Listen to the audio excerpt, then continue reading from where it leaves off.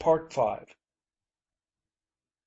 "I have worked hard," Frederick explained to Polly that evening on the veranda, unaware that when a man explains it is a sign his situation is growing parlous. "I have done what came to my hand, how creditably it is for others to say. And I have been paid for it. I have taken care of others and taken care of myself. The doctors say they have never seen such a constitution in a man of my years. Why, almost half my life is yet before me, and we Travers are a long-lived stock. I took care of myself, you see, and I have myself to show for it. I was not a waster. I conserved my heart and my arteries, and yet there are few men who can boast having done as much work as I have done. Look at that hand. Steady, eh? It will be as steady 20 years from now. There is nothing in playing fast and loose with oneself." And all the while Polly had been following the invidious comparison that lurked behind his words. "You can write honorable before your name," she flashed up proudly, "but my father has been a king. He has lived. Have you lived? What have you got to show for it? Stocks and bonds, and houses and servants. Poof! Heart and arteries and a steady hand. Is that all? Have you lived merely to live? Were you afraid to die? I'd rather sing one wild song and burst my heart with it than live 1,000 years watching my digestion and being afraid of the wet. When you are dust, my father will be ashes. That is the difference." "But, my dear child," he began. "What have you got to show for it?" she flamed on. "Listen." From within, through the open window, came the tinkling of Tom's ukulele and the rollicking lilt of his voice in an Hawaiian hula. It ended in a throbbing, primitive love call from the sensuous tropic night that no one could mistake. There was a burst of young voices and a clamor for more. Frederick did not speak. He had sensed something vague and significant. Turning, he glanced through the window at Tom, flushed and royal, surrounded by the young men and women, under his Viking mustache, lighting a cigarette from a match held to him by one of the girls.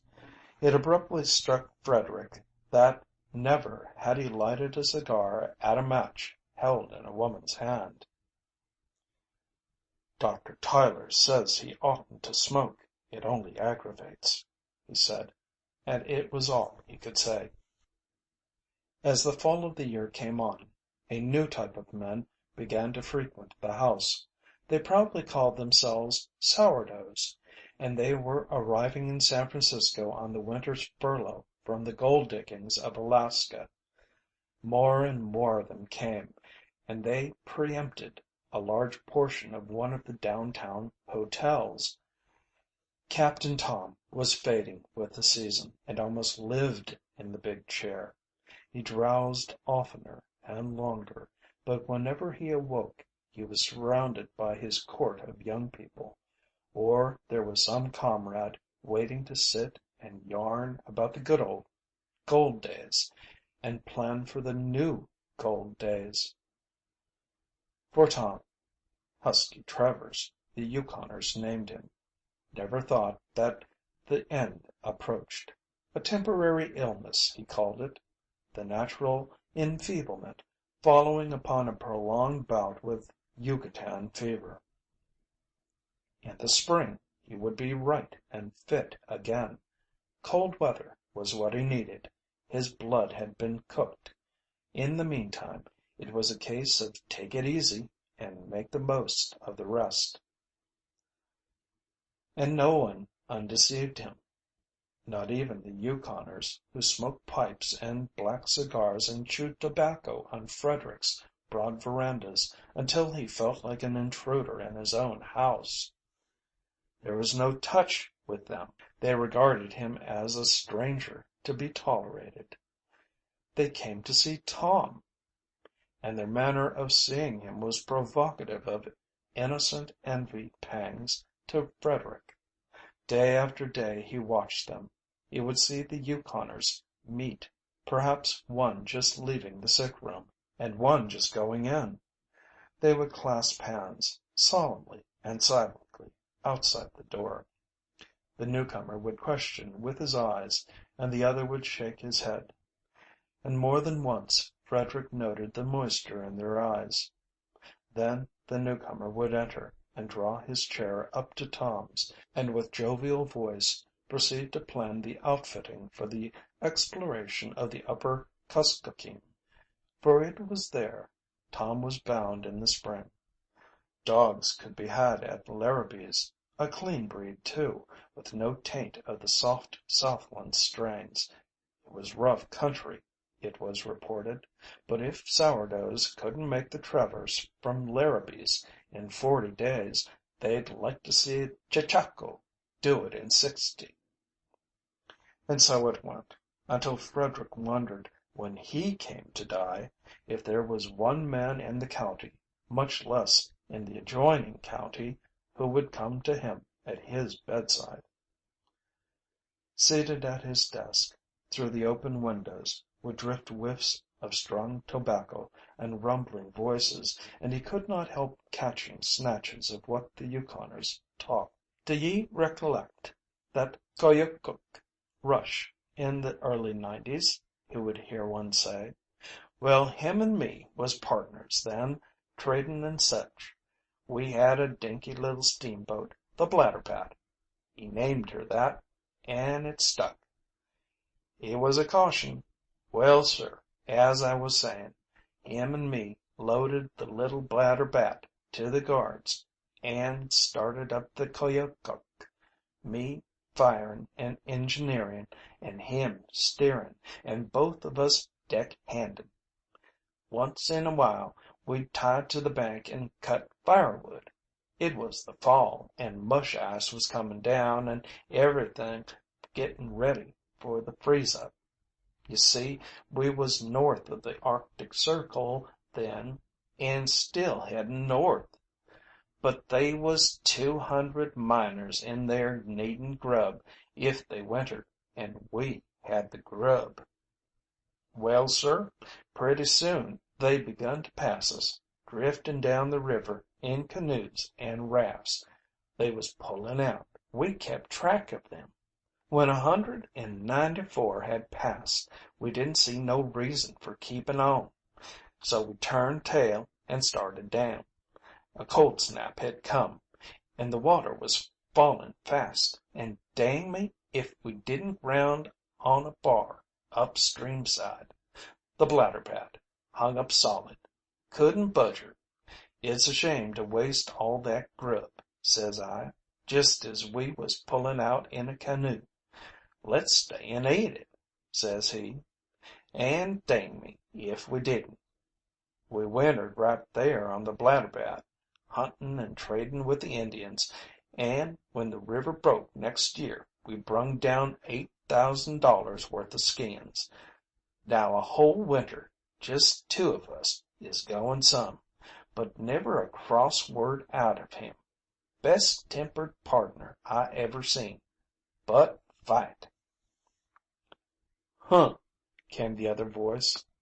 "I remember the winter Oily Jones allowed he'd clean out 40 Mile, only he didn't.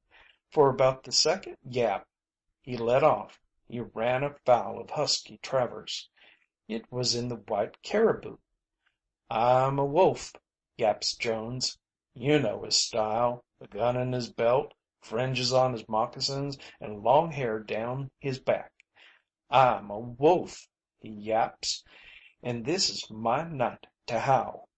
Hear me, you long, lean makeshift of a human critter?' And this to Husky Travers." "Well?" the other voice queried, after a pause. "In about a second and a half, Oily Jones was on the floor and Husky on top, asking somebody kindly to pass him a butcher knife. What's he do but plumb hack off all of Oily Jones's long hair. Now how, damn you, how? Says Husky, getting up. He was a cool one for a wild one, the first voice took up.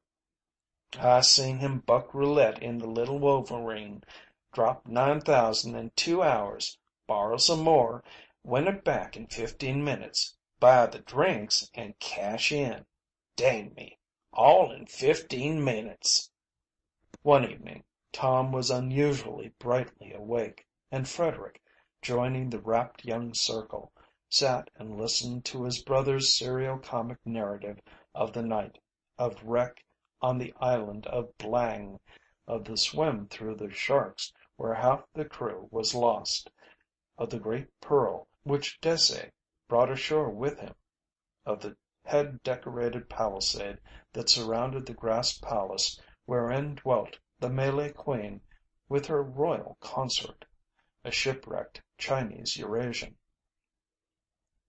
of the intrigue for the pearl of Dessaix, of mad feasts and dances in the barbaric night, and quick dangers and sudden deaths, of the Queen's love-making to Dessaix, of Dessaix's love-making to the Queen's daughter, and of Dessaix, every joint crushed, still alive, staked out on the reef at low tide to be eaten by the sharks, of the coming of the plague, of the beating of tom-toms and the exorcising of the devil doctors, of the flight over the man-trapped wild pig runs of the mountain bushmen, and of the final rescue by Tasman, he who was hatcheted only last year and whose head reposed in some Melanesian stronghold, and all breathing of the warmth and abandon and savagery of the burning islands of the sun. And, despite himself, Frederick sat entranced, and when all the tale was told, he was aware of a queer emptiness. He remembered back to his boyhood, when he had pored over the illustrations in the old-fashioned geography. He, too, had dreamed of amazing adventures in far places and desired to go out on the shining ways. And he had planned to go. Yet he had known only work and duty. Perhaps that was the difference. Perhaps that was the secret of the strange wisdom in his brother's eyes. For the moment, faint and far, vicariously, he glimpsed the lordly vision his brother had seen. He remembered a sharp saying of Polly's: "You have missed romance. You traded it for dividends." She was right, and yet not fair. He had wanted romance, but the work had been placed ready to his hand. He had toiled and moiled day and night, and been faithful to his trust. Yet he had missed love and the world living that was forever a whisper in his brother. And what had Tom done to deserve it? A wastrel and an idle singer of songs. His place was high. He was going to be the next governor of California. But what man would come to him and lie to him out of love? The thought of all his property seemed to put a dry and gritty taste in his mouth. Property! Now that he looked at it, $1,000 was like any other $1,000, and one day of his days was like any other day. He had never made the pictures in the geography come true. He had not struck his man, nor lighted his cigar at a match held in a woman's hand. A man could sleep in only one bed at a time. Tom had said that. He shuddered as he strove to estimate how many beds he owned, how many blankets he had bought. And all the beds and blankets would not buy one man to come from the end of the earth and grip his hand and cry, "By the turtles of Tasman!" Something of all this he told Polly, an undercurrent of complaint at the unfairness of things in his tale, and she had answered: "It couldn't have been otherwise. Father bought it. He never drove bargains. It was a royal thing, and he paid for it royally. You grudged the price, don't you see? You saved your arteries and your money, and kept your feet dry." End of part 5.